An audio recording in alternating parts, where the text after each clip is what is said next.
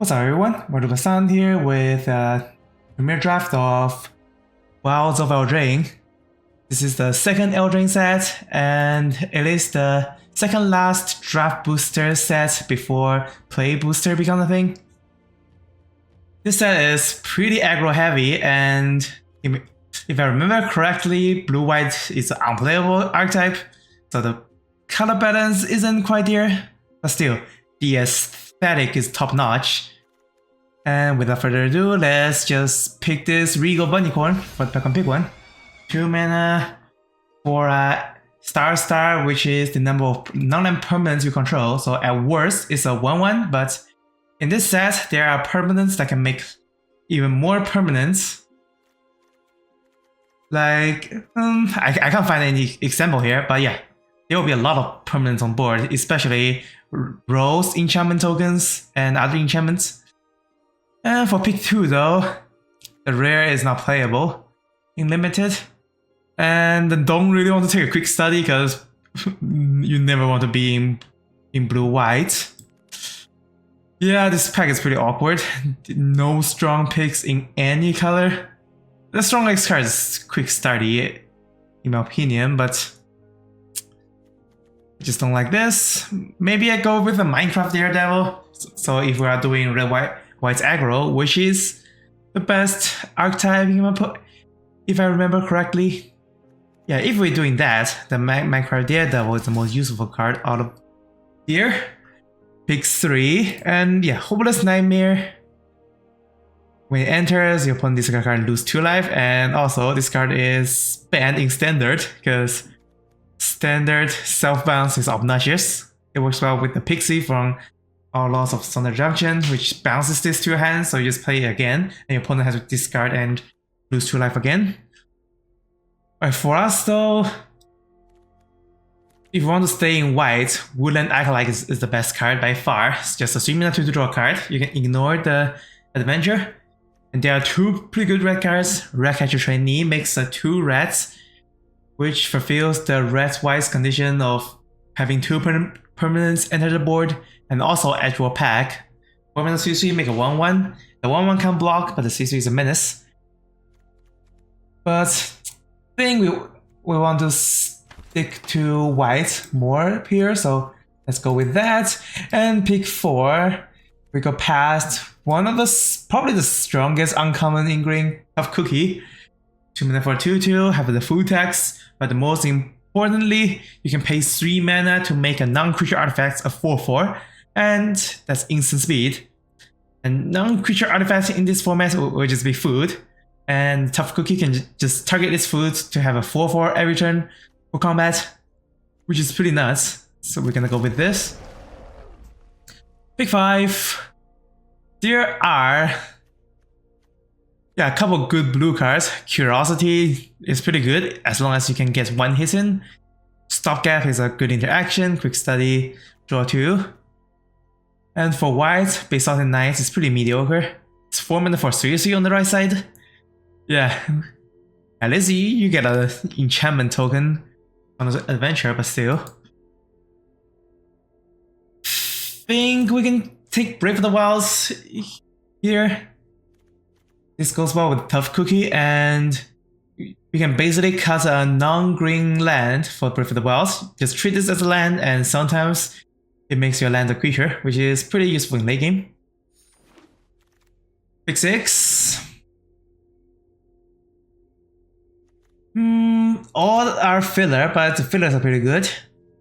Ferocious Warfox makes a monster roll token on instant speed, so you can use it as a combat trick of some sorts, and the right hand side is 4 mana for Trample. And for white, Return Triumphant. It works well with some cards, like the Gingerbread Brute. It can reanimate Regal Bunnycorn, even though it isn't the best target for it because actually no, it's pretty good with Regal Bunnycorn because it just provides another permanence for Regal Bunnycorn to have like 1 more power and toughness. But yeah, that will be a good pick too. But for this pack though, if we want to stick in green, white, Red Tooth Genealogist and Tangle Span Look cards are pretty similar. We are gonna be the Aura deck, so Tangle Span Lookouts can draw more cards, so that's more upside, but Red Tooth has a better floor. Let's go for the upside this time. Pick 8, the best card here is the Miniature Witch versus Ferocious Werewolf. But yeah, we are already in green, so let's just take the Werewolf. Pick 9. I think we're just gonna take a combat trick here, Archon's Glory. The floor is 1 mana for +2/+2, and if you bargain it, you have life gain, which can turn the tide around and help you win a race. And also the flying will get you the damage needed if your opponent doesn't have any reach or flying blockers. Pick 10, there is nothing good here, so let's just pick a... And I don't think we are doing any other color, we are pretty fixed for green white, so let's just pick that. Pick 11. Well, Tenacious Tomb Seeker is a pretty good card if you're in blue, and blue is quite open, seeing like cards like Quick Study Wield, but Red Tooth Genealogist is here, which is good. Return from the Wilds, this is a 3 mana, basically make a 1/1 and switch your library for a basic land. Not the strongest card, but you can just treat this as like a 3 mana 1/1 creature that fixes you. And Stopgap, damn. Maybe blue is on the menu, but we have a couple of decent white cards too. Maybe we can cut the whites and play green blue if blue is that open, but that won't be a good archetype. Yeah, green blue is like this, probably the second worst, right after white blue. Go back to pick 1. The best card is Torture Tower, but we're not touching that color. And not sure if we're playing blue. And Yena, choose target enchantment you control that doesn't have a shared name and make a copy of it. This card can be pretty nuts with some auras. Like the 3 Mice aura, that's a rare that can make copies of a token. It just goes infinite with that if that's happening. The other cards are not that good, so let's pick Yena. And maybe we can have the rare Saga. And pick 2. The best card here is Lord Seeker's Butcher and the Candy Grapple, but we're far from that, so let's just pass that to the person next to us. We can certainly take a Tangle Span Lookout here. Goes well with the Ferocious Werewolf we have, and also the Red Tooth Genealogist. Pick 3. Best card here, Mossel Dread Knight. Or is it? We have the Splash for the Dread Whispers to have the draw card lose 1 life, but at worst, it's a 2 mana 3 to trample. And Utopia Sprawl is a very strong card. Or maybe we can just take the Mossel Dread Knight and then move out of white. That's also an option. Yeah, very tough pick between these two, but let's take a Mossel Dread Knight. At worst, it's a 2 mana C2. Pick 4. And yeah, here's Ash. Ash is the strongest signpost in this format. 2 mana 2 to haste, and if you have the celebration, aka 2 or more non-land permanents entered, it gets a counter. And in the right deck, he just gets a counter every turn, and your opponent just can't block this period. And for us though, Woodland Acolyte or Red Tooth. Do we want to stick more to green, or we pick a more powerful card? Actually, let's take the Acolytes here. Pick 5. We have Curse of the Warfox, which makes a monster roll and the creature fights. It's not the strongest removal in this format. It's kind of weak actually, but creating a monster roll helps out the Tangle Span Lookout. So this is a pretty decent card in this deck. Otherwise, we can take a second Brave of the Wilds. Actually, Brave of the Wilds might be the fixing we need for Mossel Dread Knight, so that's also an option, but we have no removal so far, so let's go with this. Pick 6. Alright, we got one of the stronger common in green, Hollow Scavenger. 1 mana make a food and swim for mana for 3/2, but if you have a food, this can be a 5/4 at instant speed, which is pretty powerful. Also helps out tough cookie if you somehow eat the food for some reason. And yeah, with that, our 3 drop is pretty stacked, so don't do any more 3 drops. If we can, pick 7. Return Triumphant is a legit pick in this deck. We have a lot of good 3 drops and 2 drops. Or we can just take another Brave of the Wilds, which helps with the Multiple Dread Knight splash. And yeah, let's take the Brave of the Wilds here. Pick 8. And Charade of Numbling Depths it's a pretty strong card, even though the blue-white is pretty bad. This one's basically taps and stuns something and you draw a card. We're 100% not playing Return from the Wild, so let's take this in case we splash that. Pick 9, yeah, blue is wide open, but there's also Brave of the Wild, so let's just take that. Pick 10, let's take the strongest blue card here. And pick 11, we are not playing any of this. Maybe Moment of Valor, which is a removal spell. And we take an Armory Mice here. An Edgewall Pack Wield, that's surprising. This is one of the stronger red common. Pick 13, Brave the Wilds. Okay, we are certainly braving all the wilds. Well, we can easily splash Dread Whispers, but are we splashing for Charade? That's the other question. Next to pick 1, we got Blossoming Tortoise. When it enters or attacks, mill 3 and return a land card from graveyard to the battlefield, so this basically ramps you every turn. A pretty decent card, and I think it's better than any other on-color card, so let's just take this here. And Rainfall Reindeer, we're not playing that, ideally. And we are severely lacking in terms of removal, so we definitely need more of those. Pick 2, Curse of the Warfox is a removal, but it is the weakest removal, as I said before. Instead, we could pick an Edgewall in. It returns a card with Adventure from graveyard to hand, which we have a decent amount. Wooden Acolyte, versus Warfox, and also it's a fixing. And yeah, I like this more than the Curse of Warfox, which is a very filler removal. And there isn't a lot of good targets for Yena right now. It can only target row tokens right now. Alright, pick 3. We have Gumdrop Poisoner that we can splash. We're already splashing for Multiple Dread Knight, so there's an easy inclusion. But there's also a pretty strong Harmonic Glutton. Basically a 5 mana 6/6, gains 3 life. We're already thinking of splashing for Multiple Dread Knight, so let's just go with it. We're gonna cut the Return of the Wilds.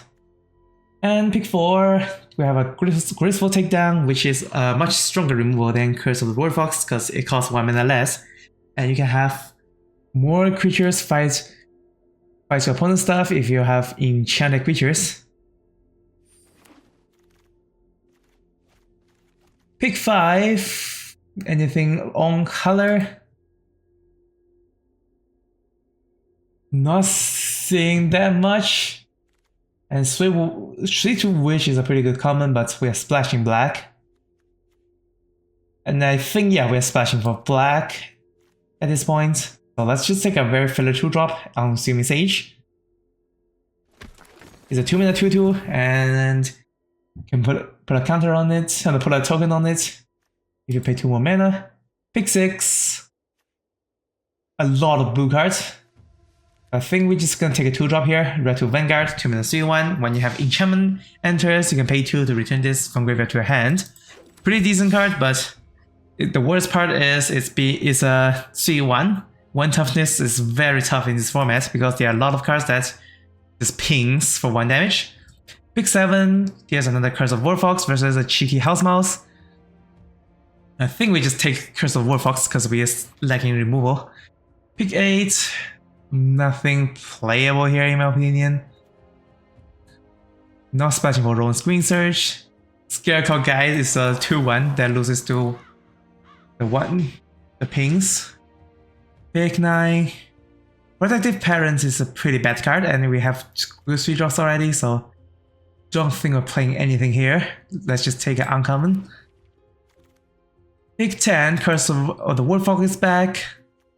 Even though it's not the strongest, this will be the only removal in this deck, so let's just pick it. And Tenacious Tomb Seeker here, damn. But Leaping Ambush is the main deckable combat trick. Not playing Toast Jewel and the Mirror, because the race is not good. I think we are playing all 4 copies of Braid of Wells.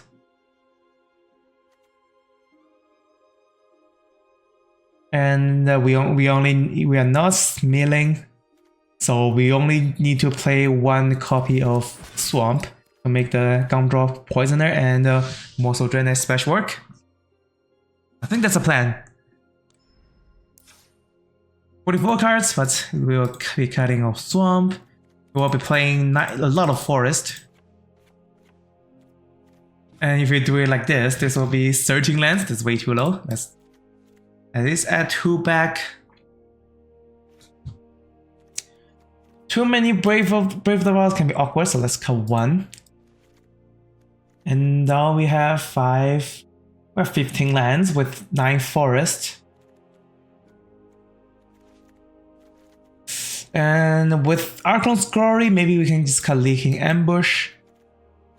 And I think we have healthy amounts of lands. Regarding to the 3 Brave of the Wilds, and what about 2-drop? Armory, Regal, Unassuming. Bristletica is not a 2-drop. Mosswood, Red Tooth, Tough Cookie. Okay, very healthy 2-drop. And also very healthy 3-drop. And the 4-drop, we have the 2 Warfast, 1 Blossoming Tortoise, and the Yena. I think it's good enough. Yeah, and yeah, this deck looks pretty awkward. With 15 lands, 3 Breath of the Wilds, and a lot of focus in 2 and 3 drops. And the best card by far is probably gonna be Tough Cookie.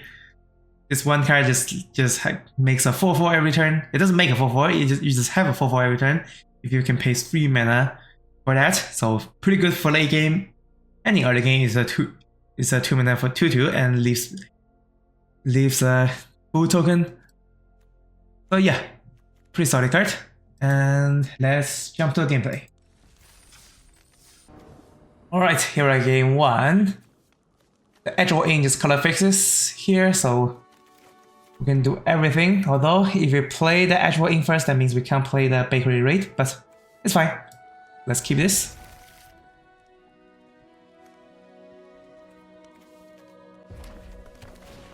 Harry's Spear Guard, the one card you don't want to see on turn 1. 1 mana, 1/1 haste that makes a rat when it dies. Anyways, Edgewall in. And yeah, Red Black is the rat archetype. Pretty strong archetype in this format. And we're gonna sadly play an Armory Mice and can't block. And Regal Bunnycorn can't block either.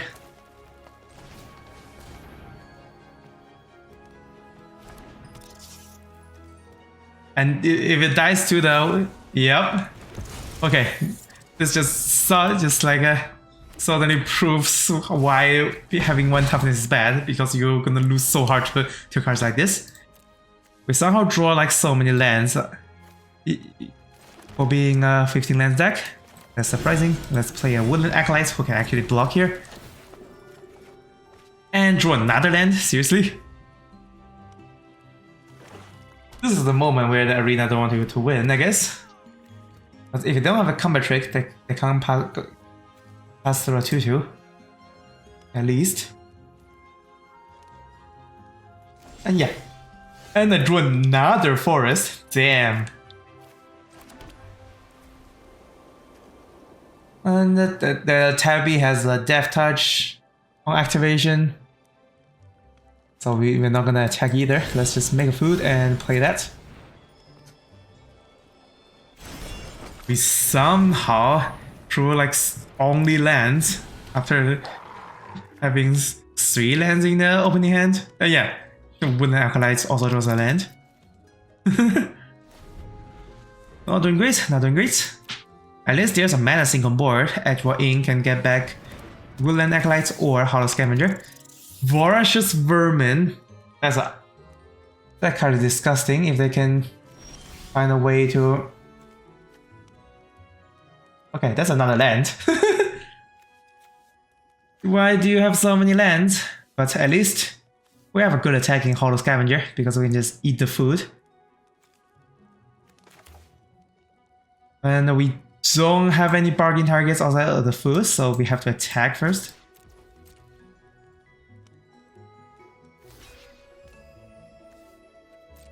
Okay, they're just sending this to die to put it counter on here. That's fine too. No point playing Brave for the Wilds now, so let's just Regal Unicorn and pass. And Brave of the Wilds actually makes Regal Unicorn worse because we have to eat the food. 2 more rats. That's a lot of rats. And going to my turn. I think this game's cursed. Drawing to another land. And I think we're gonna... If we do all-out attack here...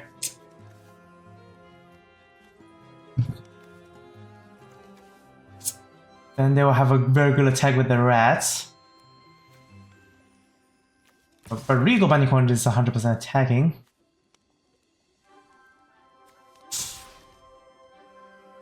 And if I attack with that, they block like that, and the Voracious Vermin will be a 4-3, so Woodland Acolytes can't block it anymore.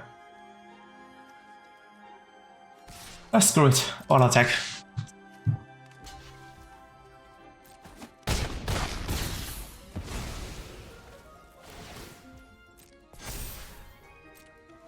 And I think I'm gonna bargain Brave the Wilds right now.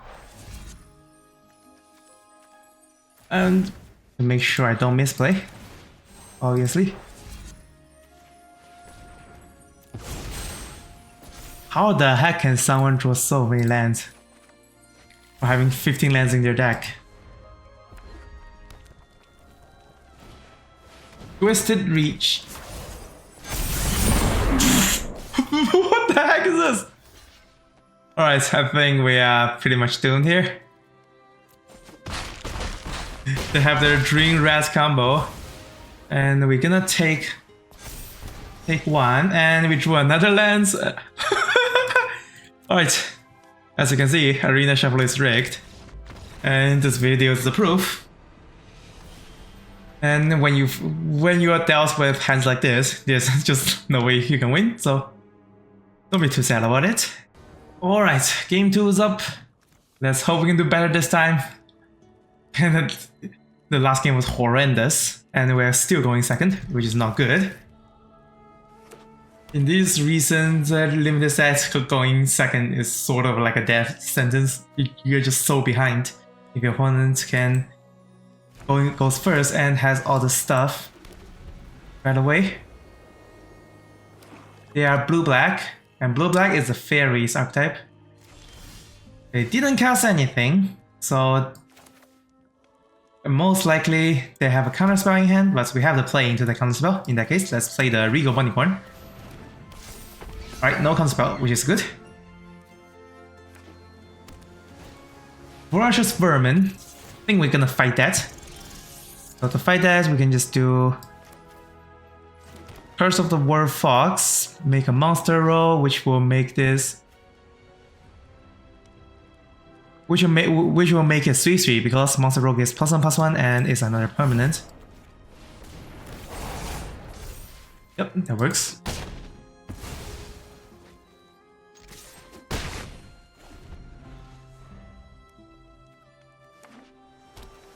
Although that makes Ferocious Warfox bad on Regal Unicorn. Uh-oh, that's stinky. Ingenious Prodigy with X equals 3, they can just remove a counter each turn and draw cards. Not a fan. But for now, if we attack right now, there's no way they're gonna block, so let's just do more damage. And this is not the most amount of damage though, because if you want to deal the most amount of damage, we should play the Dread Knight, play the Cookie. That will do it. And yep, they are removing counter and draw a card. But we have the advantage on board. If they have no answer to the Regal Bunnycorn, the Tough Cookie is gonna be pretty good here.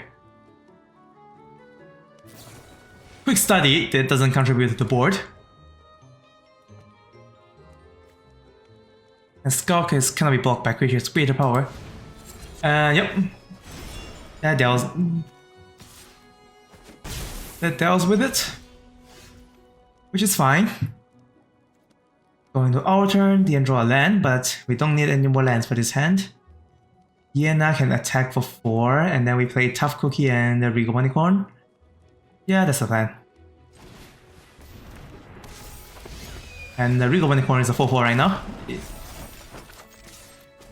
And the Ferocious Verfox can make this a 6/6 instant speed. And Prodigy is still drawing cards. But they are still very behind on board with only 6 mana to spare this turn. They're heavily blue, only 1 swamp. If they tap out and not have enough blockers, I think I just win this. This affects the board, sadly. It's gonna exile Bunnycorn and Yena, but we can, if we want to do damage right now, we can activate Tough Cookie that attacks for 6, which is not enough, sadly. Not enough to win. But we can do 2 damage for sure. And I think we just recast our stuff and attack for 2. Well, giving them 1 more card doesn't hurt when they have like a million cards to begin with. Also, Dread Knight has Trample by itself, which can be helpful. Yeah, probably also just gonna draw this card and leave this as a blocker.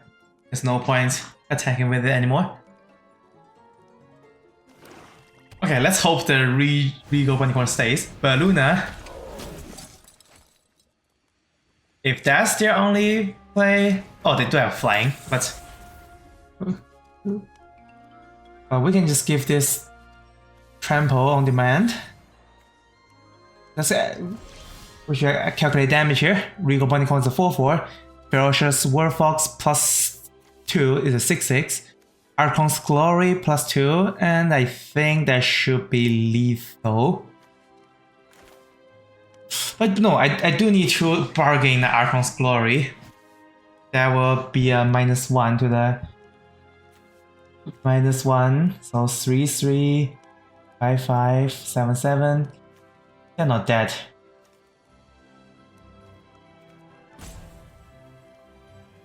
But we need to leave the Werewolf on for combat trick.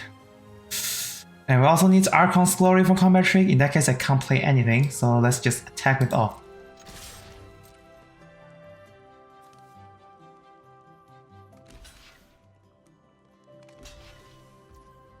Alright, this is their block. So Archon's Glory gives +2. Ferocious Warfox gives Trample here, so we should just win this. Yep, and then that's 2, that's 5, we just +2 and win. Alright, perfect. Opponent drew a lot of cards, but they don't have their they don't have the life to spend them. Pretty sweet after the horrendous game 1. So let's keep this up, heading into game 3.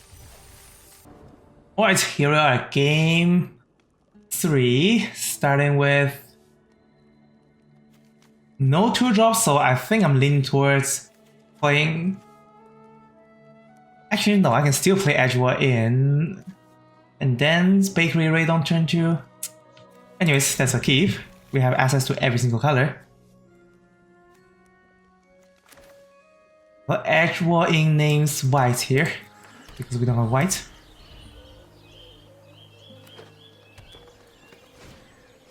Also Admirer, 1 mana 1/1. Word 2 and put a counter on it for 4 mana. It's costing way too much. No matter. Let's just make a food here.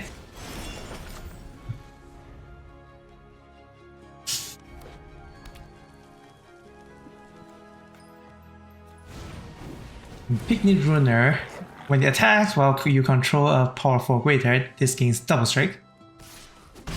Pretty strong card in the when the situation lines up. But for this turn though, let's just play the Horror Scavenger. It does need to live a turn cycle.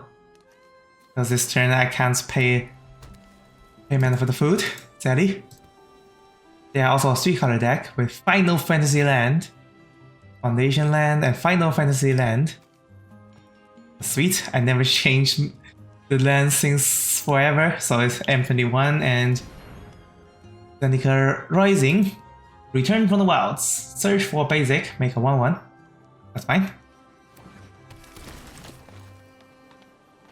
And we are definitely not bargaining Brave the Wild here because we need lands. And if they attack, I'm not gonna block. They're gonna have a stronger creature later, but for now, it's just a 2/2. Just cast normally for upgrading. And then I can do the graceful takedown right now if I want to. But that's not mana efficient. I'll just chump block, that's fine. The next turn will be more mana efficient, because we can have a takedown and an Armory Mice. Draw a land.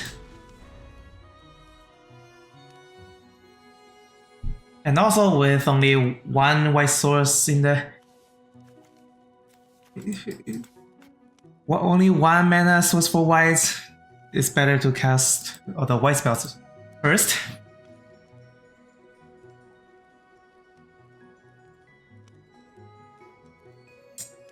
The problem will be if they play something really big, well, I can still just eat the food and then take it down, so it won't be the end of the world.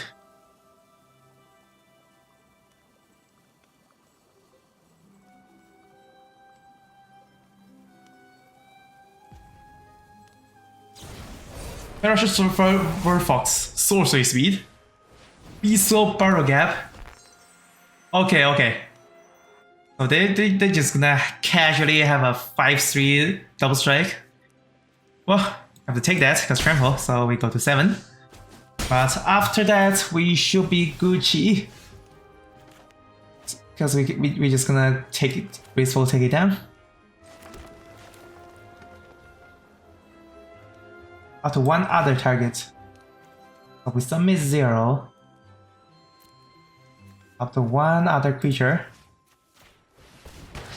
Despite that, Armory Mice. And we are low on life, so let's just leave the Woodland Acolytes behind. Trading is not good for us.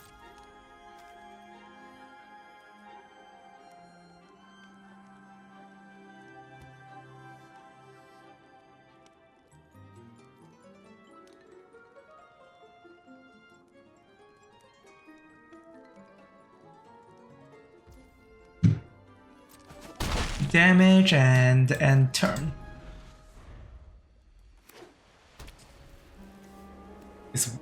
I think white is their splash, but they draw more planes than mountain. It's gonna cast a Ferocious Fox for this turn. That's fine.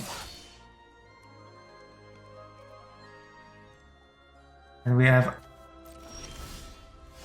Curse of the Fox up, but if we just do a simple fight, our creature can't survive. The only way the creature survive is we eat the food, make it a 5/4, and then Curse of War Fox fight that. Yeah, and the rolls. There's no way to let mice fight because the rolls you can't have more than one roll. So let's eat the food. Fight.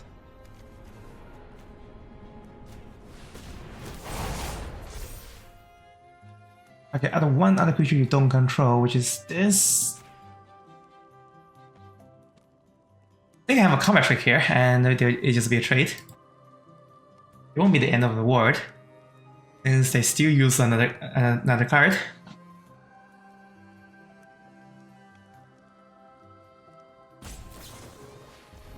Break the spell.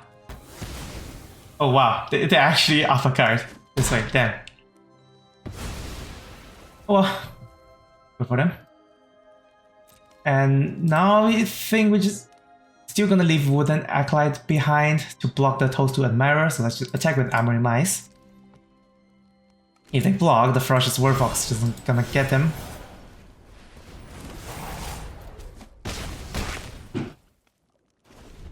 Oh wait!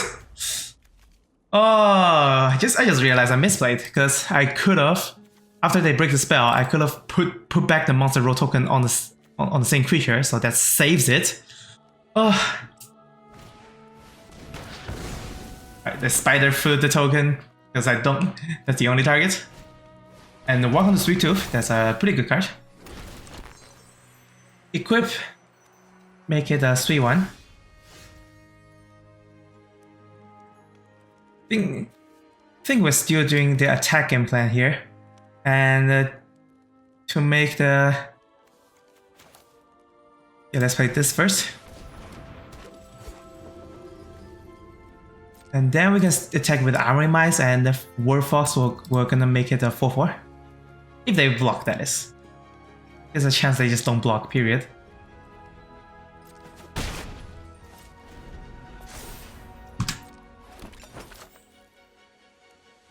I think I'm gonna leave this monster roll here in case they have like a 4-mana deal 4 removal here. So I can just suddenly saves it.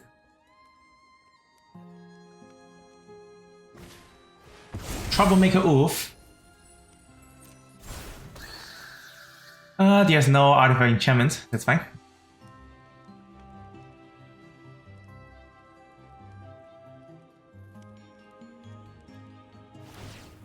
Eats a food for 3.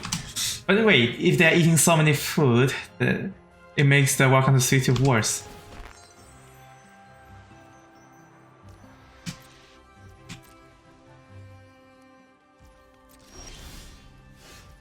Or maybe I should have cast this already. Oh, I already passed. Oh, Yena can copy a aura here, and he also scries too.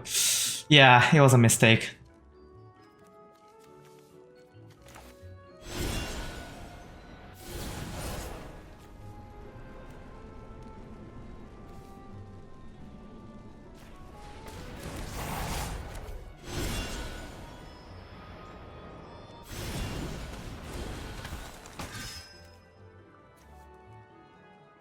And I think we just make a copy of this right now,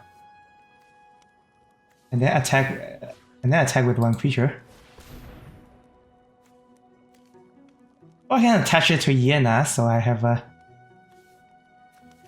So I can blow 4/2, but that's putting everything in one basket.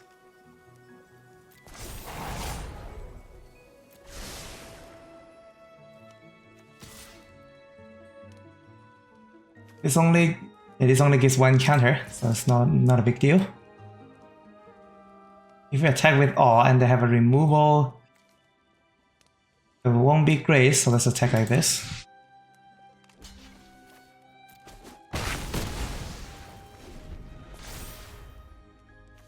And yeah, Yena can work with just with the roll tokens and be fine about it. And the trail enters scry 2, eat it to gain 3 into a card. 2 top, damn.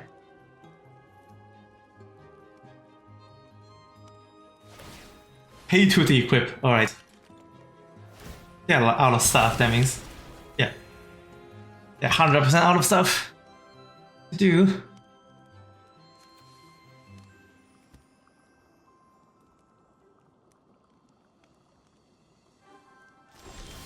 And then we just draw a Curse of Warfox, so we can just use it to remove this, and then make us all of the attack in.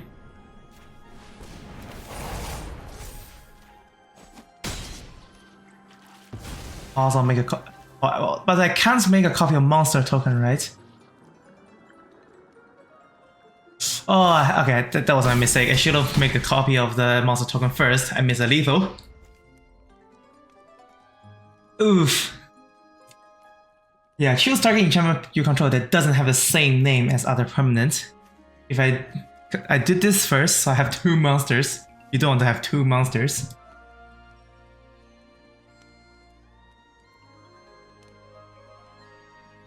But still, we're still in a pretty advantageous situation here. Troublemaker Oof doesn't do anything.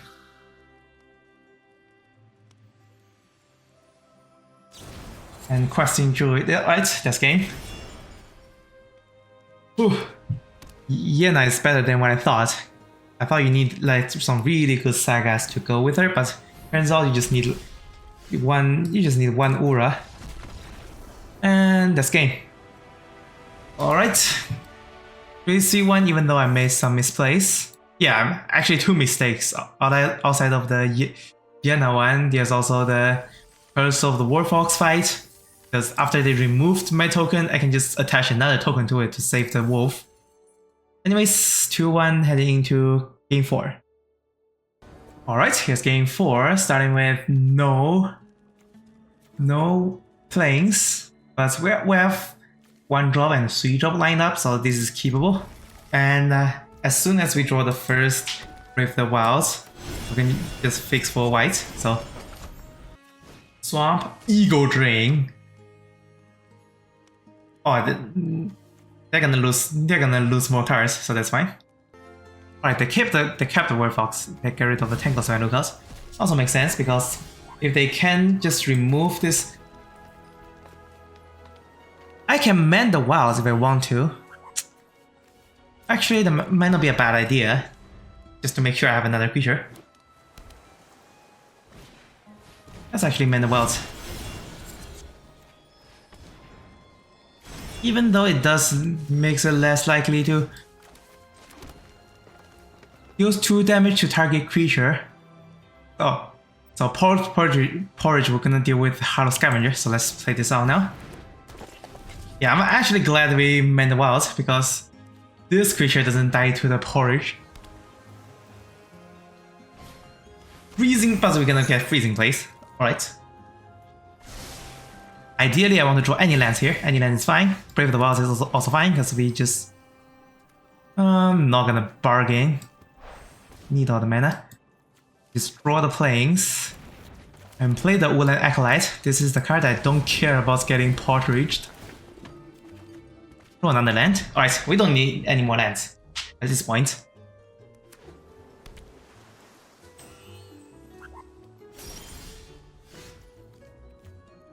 Graceful takedown. I think just gonna attack with the Acolyte and it's gonna get porridged and I try to resolve a Hollow Scavenger. If they porridge right now, then they don't have the hard counter for Scavenger.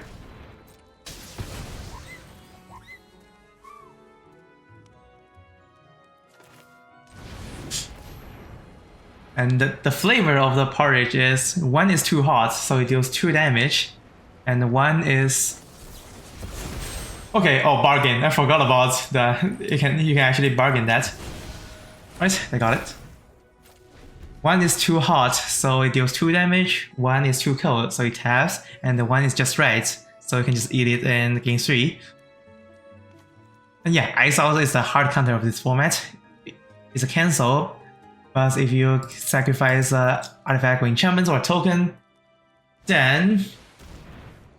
Diminish which is fine, I'm just gonna Curse of Warfox it.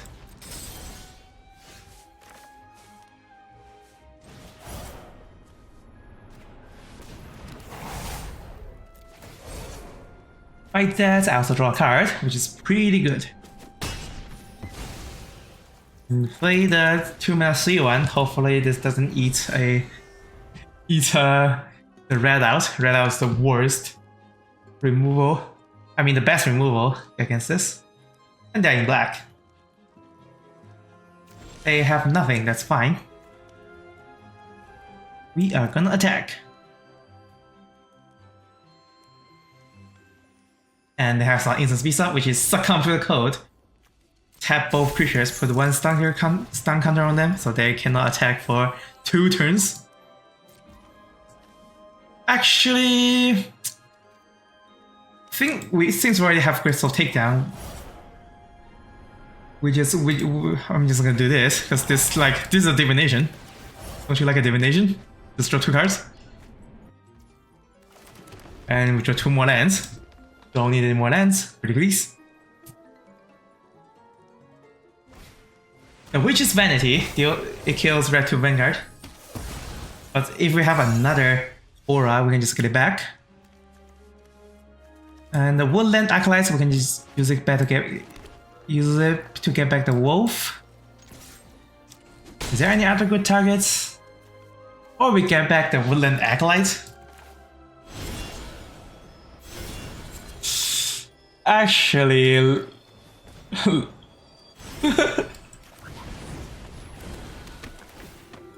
yeah, that makes use of all the mana. So that's a pretty good play. Although if you play both of them right out, we can loop them, but we got a lot of value already. And the Graceful Takedown can fight anything here. Into the Fate Court. That they contribute nothing to the board. Like the Regal Unicorn, that is like a humongous 9/9 10/10, even though it cannot attack right now. Attack with all. I died to a board wipe, but I don't remember what board wipe is in this format. So let's see if you have any board wipe in your group. That's not it.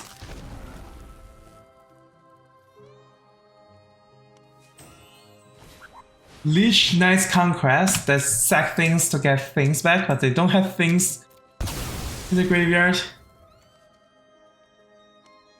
Oh yeah, it's just gonna be the same things. Wicked. And we just win.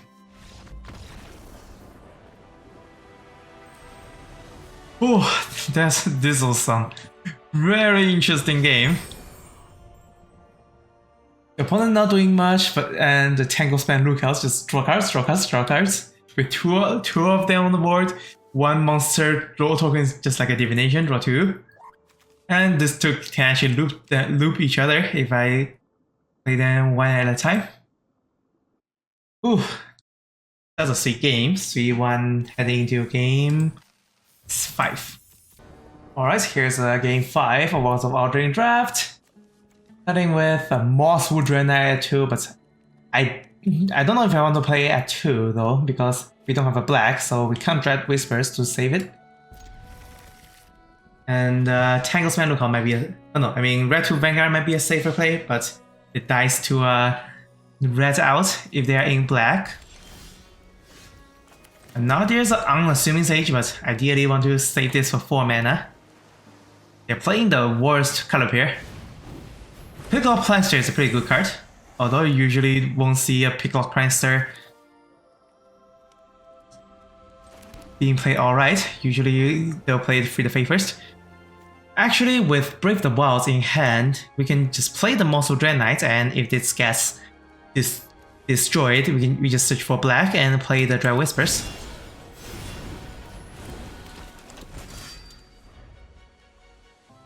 But against a blue-white, it's not very unlikely that this is gonna ease a destroy removal, right? So maybe I should go for something else. And there's a free attack. Or actually, if they play a ground creature and they trade, that would be great. I'm not sure what they're holding, but let's attack first. Not even playing lands because We have no instance to be played, and maybe we're doing the Brave the Wild thing.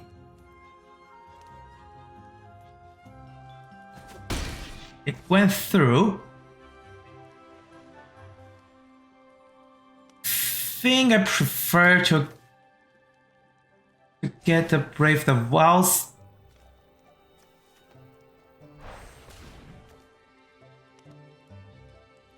First, so we have 4 mana up, but cannot play the Swan first. We need to play this for the Red Tooth Vanguard. And maybe this get countered.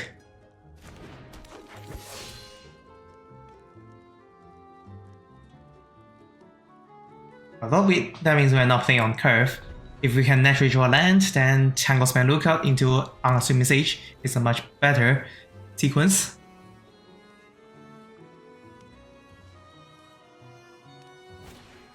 Shard of Numbling Depths, yep, that is the card. At least it guarantees a tap and draw as long as the opponent has an untapped creature. Going to Brave the Wilds.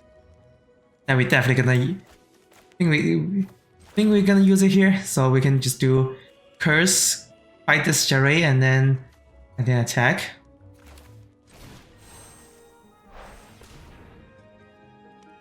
Grab a white.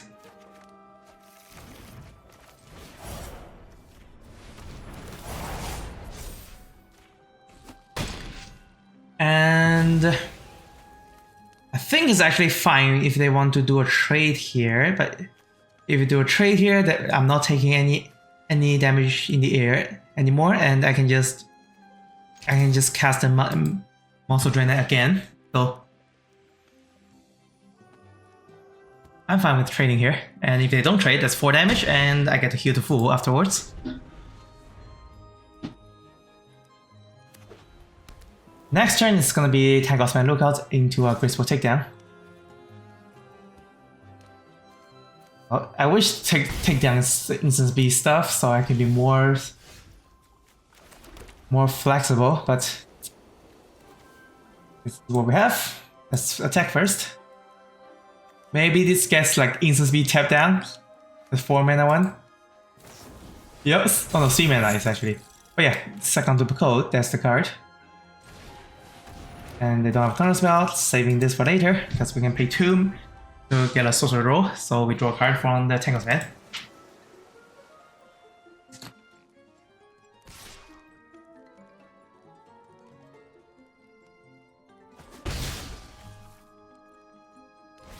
Yeah, Archive Dragon, that's... I think that card is scary enough that I must answer right now, in that case. Raise for Takedown is pretty good, and we just drew a Tough Cookie. That means we pay the ward, we pay the 2, and we still have mana for Tough Cookie, which is pretty good. Target up to 1 other target creature you control. Target creature you don't control.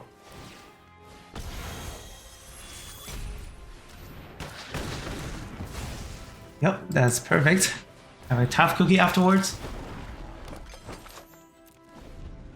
And can just activate the food to attack for 4.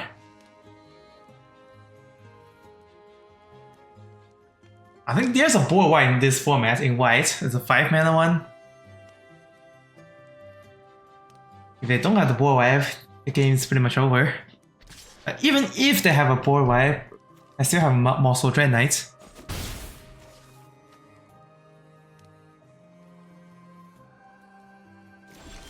Right, I didn't do much.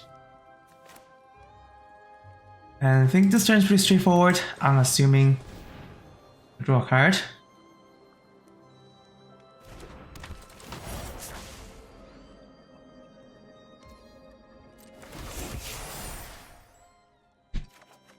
And then Archon's Glory, but I think for this turn it's better to just activate the food.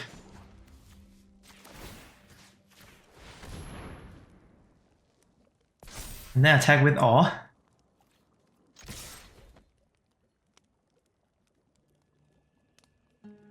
playing into their 6 mana open with 3 hands. I think it should be fine.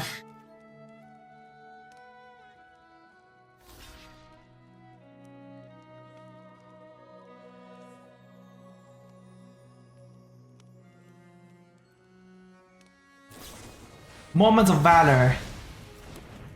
That's not the only target. They can also destroy the Monster Dread Knight, but this comes back, and they don't want me to draw cards, or they just have another removal, which is also fine. But yeah, not a big deal. We can just cast Monster Dread Knight and get a 3/2 again.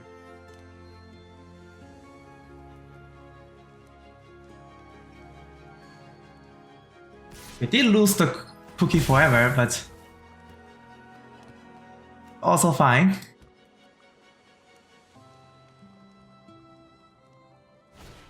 Archon of the Wild Rose is 4 mana 4/4 that doesn't do anything else. So let's draw Whispers. Draw into Brave the Wilds that we can use to get a 3/3 attacker. And I think it's better than having a... Yeah, essentially I'm making a 3/3 attacker essentially, so...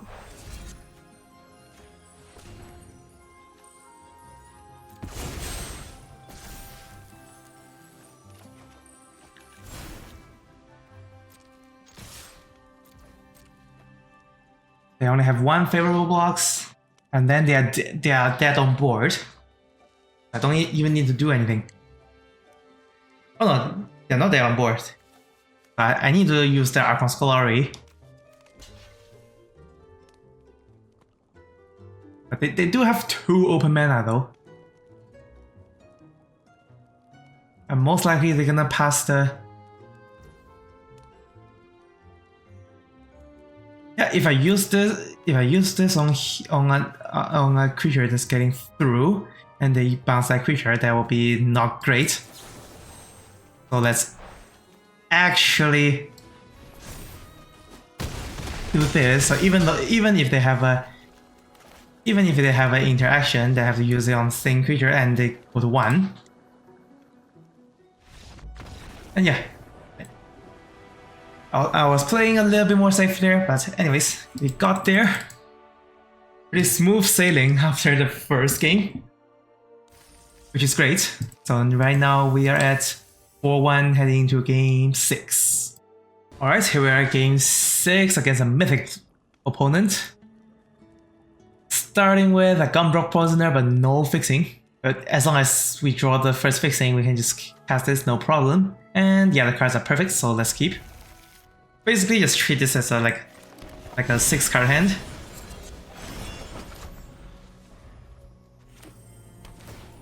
Crystal Grotto is also fixing for this format, even though it nacks 1 mana basically.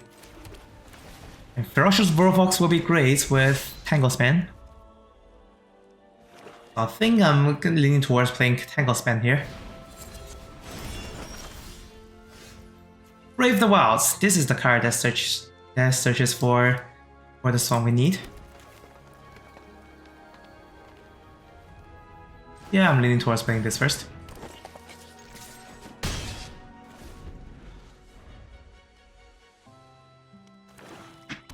They actually can't play Hollow Scavenger if they play 2 swamps after this. And the second question is, do I use the Guard Charge change right away? Welcome to Sweet Tooth. Sweet Tooth is very welcomed. I think I should, because this also allows me to attack into more damage. If I don't use this, I don't want to attack with Red 2 Vanguard. So let's get in.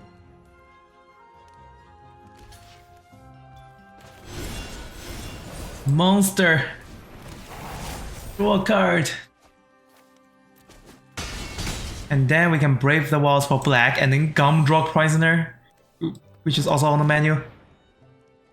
Because we haven't played land this turn, so we can just Gumdrop.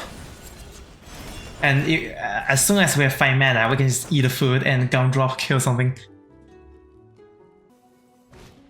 Welcome to Sweet Tooth. Okay. The card goes pretty well exponentially, but they're not doing anything much to the board at right this moment. So we can just attack for 6. When this goes away, they get 3 counters.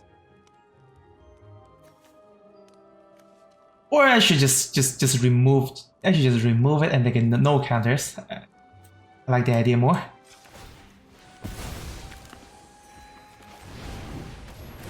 It's gonna gun drop that.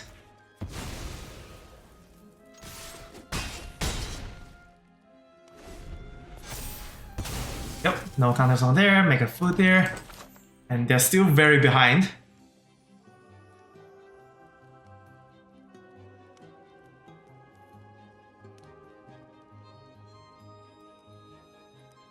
They probably have they have land issues in their hand, having all the spells but cannot cast. The Hollow Scavenger is stuck in the exile for the eternity. Lord Skitter's Butcher. Make a 1/1 that cannot block. And they have to block. They have to block the 4/2 to not die. So let's see what we draw first. He can draw threat, which is fine. And then we just attack. They're forced to block the 4/2. Otherwise they just instantly lose some spots. Yeah. It's too much for them because they can't deploy their hands in time. Oh, that means another victory for me. Alright, here we are, game 7. This is the first time we're seeing a Blossoming Tortoise that we can play on curve if we drew at least 1 land. But still, without it, the can is like sort of playable. Just edge roll in for green, Regal Unicorn, and as long as the Regal Unicorn survives, I can curse off the Warfox by something. Yeah, opponent took 2 mulligans. Very unfortunate. For them, not for me. And we naturally draw a forest. That means we are doing the Blossoming Tortoise. It's not gonna do much aside of ramping actually. So it might not be actually be a good card for this deck because. And yeah, drew another land. Yeah, because this deck doesn't have any more expensive stuff. I think I'm gonna save the curse. Maybe I'll regret, but at least they're not playing red or black. I regret it. Okay, they're actually playing black, sure. Prophetic Freezing is a pretty neat card that allows you to have these adventure splashes. Oh no, Multiple Dreadnought in the graveyard. But if you have the white screen adventure, we can get it back. Hopefully. Please. Woodland Acolyte. And this turn can be a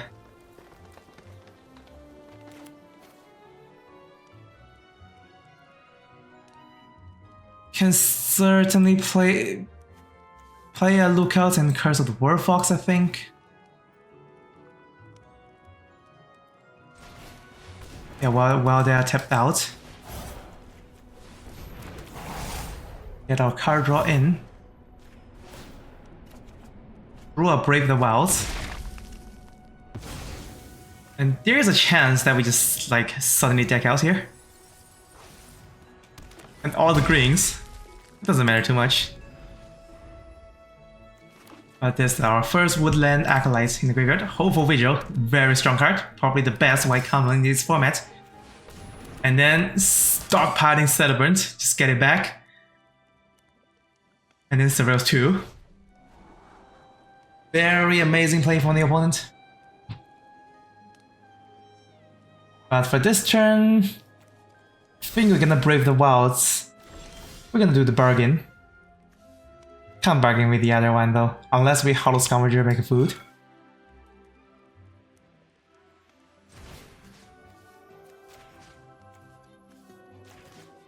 I think to make the attack better, let's do this. Add one. Oh, actually, Edgeward Ink can get it back. Okay, so that's actually covered. Brave the Wilds, bargain. Targeting a land you control. Sacrifice. Grab a black. Oh, land creatures are 4/4? Damn, that's some neat little interaction that I actually didn't know. Sweet. So let's do that again.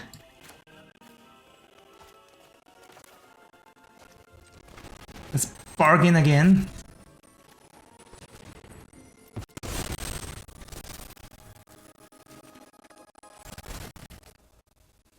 And then attack with awe.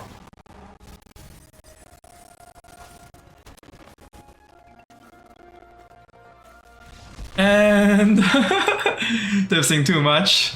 Alright, this is actually a pretty sweet interaction. So Blossoming Tortoise actually has 2 more lines of text. Activating abilities, that doesn't matter, but land creatures you control get +1/+1. That is the one that matters. These are land creatures, so they get the buff. Alright, that's pretty cool. 6-1, heading into game 8.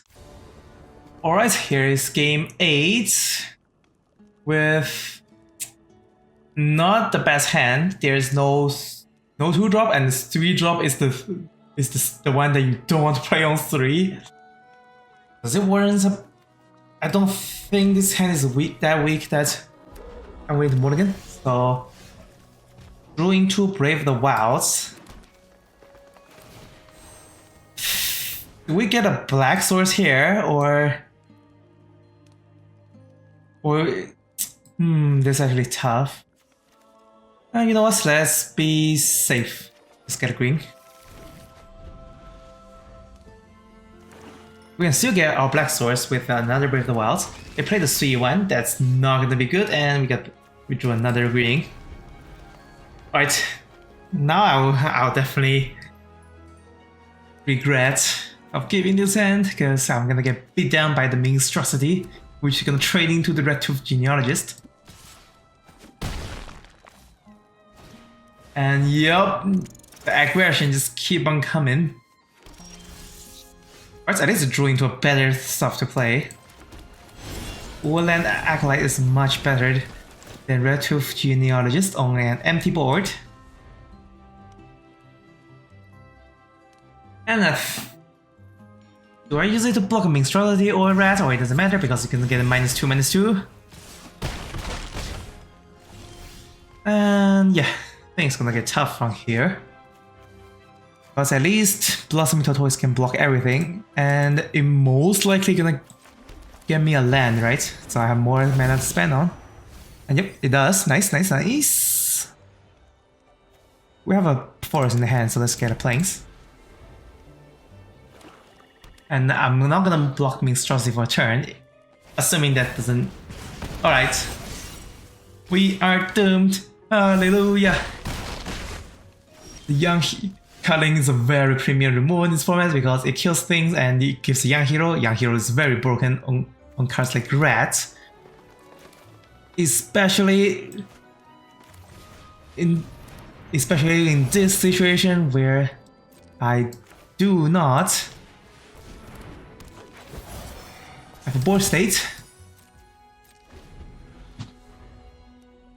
At least I can live up 2 blockers now. But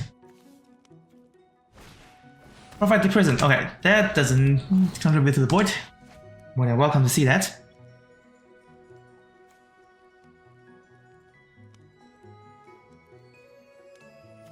And if they just do a 1-for-1 trade with Minstrelsy, I'm fine with that, I think. If they have a bargain -5/-5, I just lose here. Because Archon's Glory can't save me from that. Yep, that's getting stuff.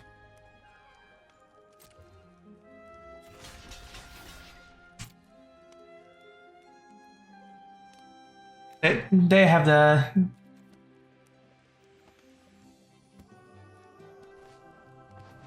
Yeah, they have the priority first. So let's see what they have.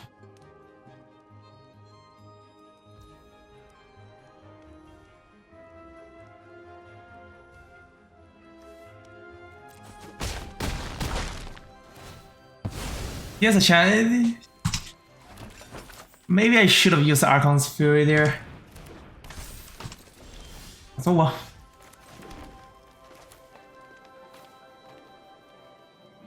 Yena, Red 2 Regent, Armory Mice. Oh! I blame Olutabber. I hate you. Now the Archon Glory is down, and this might be a game if they have 2 Harry Spear Guards or removal. Alright. So yeah, don't be like me. Always manually tap in situations like these. Why do you betray me, Auto Tapper? I have 3 white swords. Did I have like a spell that can be cast for 1 green? That might be the reason, but yeah, that was pretty ugly. Or actually, maybe they spent 2 white mana for the first spell, and when I cast the red, there are only 1 white left. Oh, that was pretty ugly. Anyways, heading into game 9. Alright, here we are at the final game. Starting with... This hand needs a lot of work. I need to draw into Brave the Wilds or another land, and there's no 2-drop feature outside of the Unassuming Sage, which is white. Gonna mulligan this. Hand 2 is actually much better because Brave the Wilds switch for white. And do we keep Tanglespan or Yena? Tanglespan can be played on 3, but same can be said for Woodland Acolyte, and Yena has a better upside if everything worked out, so let's do this.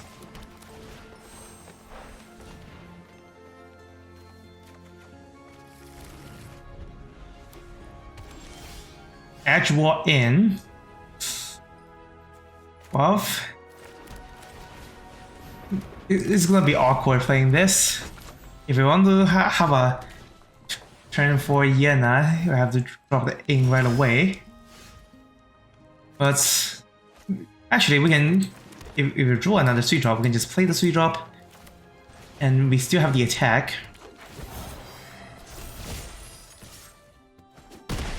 And then we play Edge War into Acolyte. Stockpiling, yep, this is the best friend.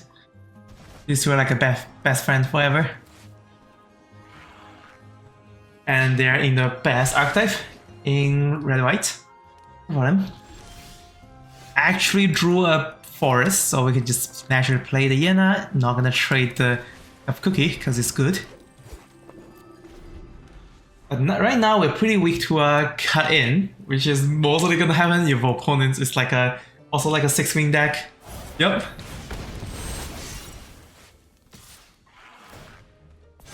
And if we don't block here, it's gonna get bigger, but if we block here, Tough Cookie is gone. It's not like I'm animating this food anytime soon though, and there's also Woodland Acolyte. They can get back Tough Cookie, so I think that should be fine.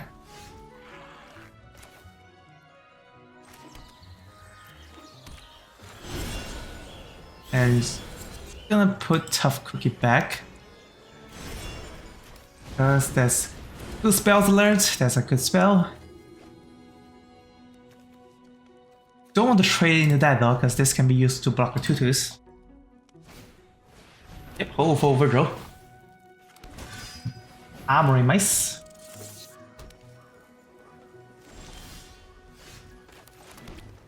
Going to lands. I actually think I want to animate the food first. The left one is the new food, so I can do this right now. Right, Arena didn't let me down.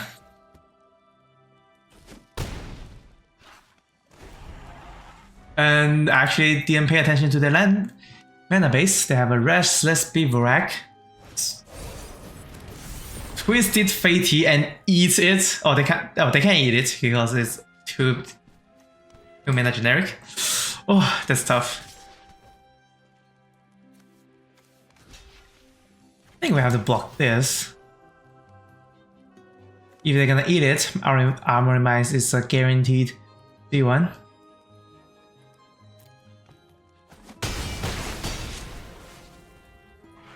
Yeah, that's pretty dirty. It's just stealing a creature that can actually eat itself. At least Edge War In is gonna getting back the Woodland Acolytes, which can get back another thing. Well, it's not the end of the world if we draw land here. That means we can just Edge War In right away.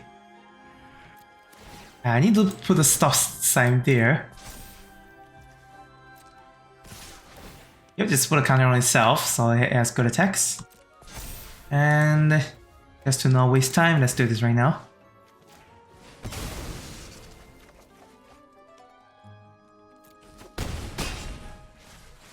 And then I do the mend the wells in the upkeep. I can play the spell right away. I think Red Tooth Genealogist is actually better because it draws one more card. It's a immediate card draw versus Tough Cookie though. I'm short-sighted, let's go with this.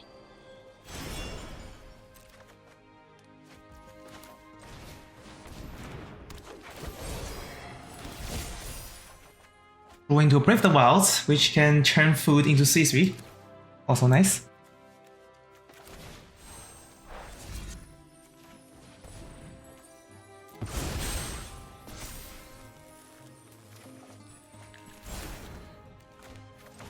And I think we can try to attack. If we attack here, they can just activate Restless Bivouac every turn, which is not great. And leave back good blockers for the knight, I think. Let's just attack with the planes, I guess. Alright, that wouldn't trade, that's fine. Bivouac attacks is a 4-4, so I can double block that.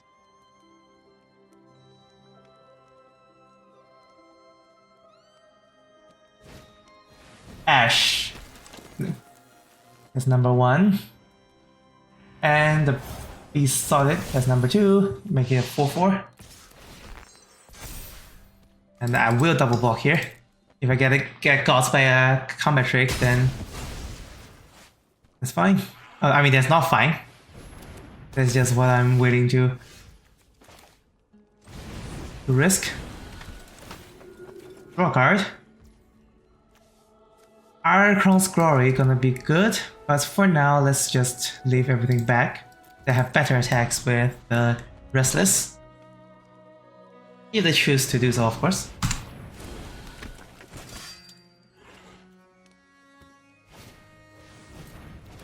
Alright, this is what they choose.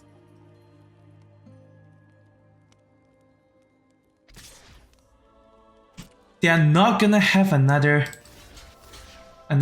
permanence for this to be a 3-3, but I still have to block it right now. And leave the Archon's Glory up. We have 7 lands here now, so we can Ferocious Warfox and play the creature right away. And yeah, okay, that. Okay, the Auto Tapper didn't let me down. It's fine.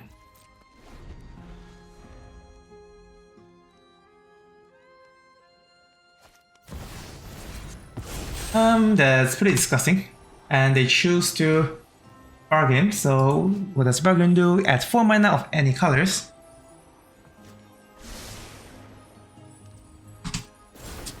In that case, I have to Archon's Glory the Ferocious Warfox and block that. But they have to spend the mana right now.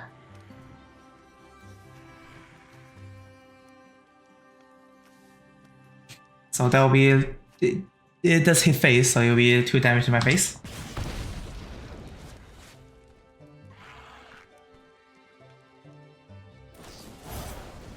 Monster Rage. Alright.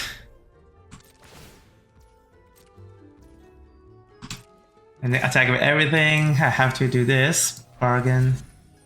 Target a creature. Oh, my creature actually survives, so it's not the end of the world.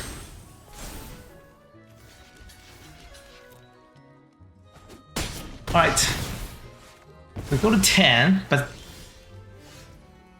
Brave the Walls does nothing right now. Restless Bivouac attacks as a 4/4.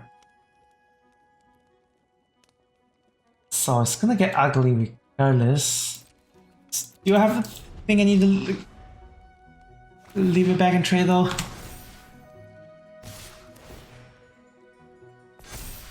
If we pull it... Here I block. My removals are sorcery speed in this deck. Yeah, everything is sorcery speed. I think I still have to block here. If we have any removal. That is. Alright. Woodland Acolyte. What does it get back? Probably Tough Cookie. 1, 2, 3, 4, 5, 7.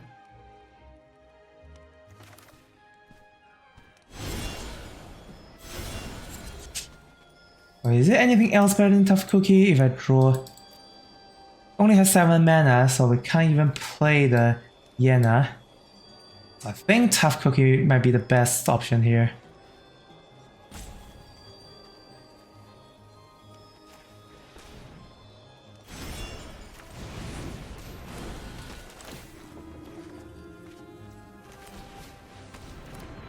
And I'm not gonna block next turn. I'm just gonna take the 4. And then have the food up. Forever. That's the hope, at least. If there's enough time, I can Woodland Acolyte the other Woodland Acolytes, but I don't have time here. I'm dying to the 4/4. Not gonna block. And then I die to direct damage if they have it. They don't have it. Tangles. It's gonna play the Tangles Man Lookout and hands on box. If they have a removal for Tough Cookie, I can still animate the food for that for a turn at least.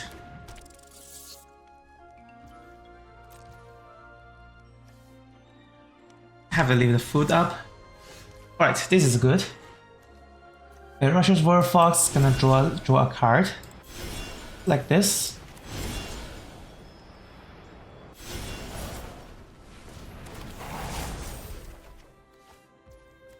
And then this can fight something, but I will not have enough mana after that.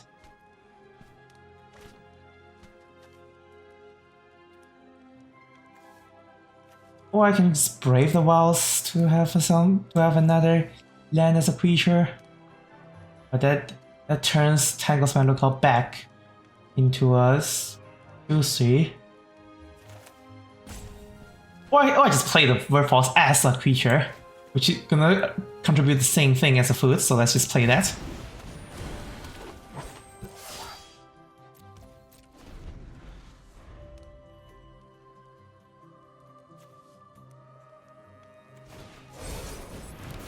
Twisted! Alright. That's the card that will just instantly win the game. Is there any way I can survive? First. Wicked, it loses 1 life, and I just don't have enough blocker. Yeah. Alright, that's pretty tough. Yeah, Twisted Fate is really good in this format. So I would actually just need to play like 1 copy of it to win the game. And I clicked the happy face. Well, it was indeed a good game, I mean. Ooh, anyways, I lost the final boss, so here we are stuck at 6-3. Taking a look at the deck. There's a lot of 2-drops, 3-drops. So this deck can at least have some blocker against aggro, but this deck removal really sucks. Curse of the Warfork is one of Not the worst, but it's not a good removal in this format. Requires 3 mana, social speed, trades a role, which works with enchantment synergy, but it doesn't let you stockpile rolls, so you have to replace a roll if the target already has one.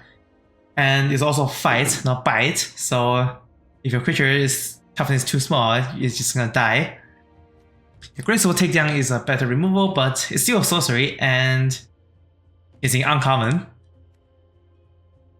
I think by far the most overperformer of this deck is definitely Brave the Wild.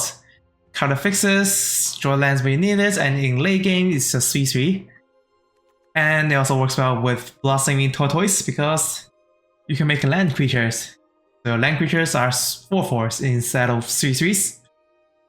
Alright, overall, not the best deck, but still pretty sweet. Getting a 6-3 record. Alright, that's it for today. Thank you so much for watching. See you in next one.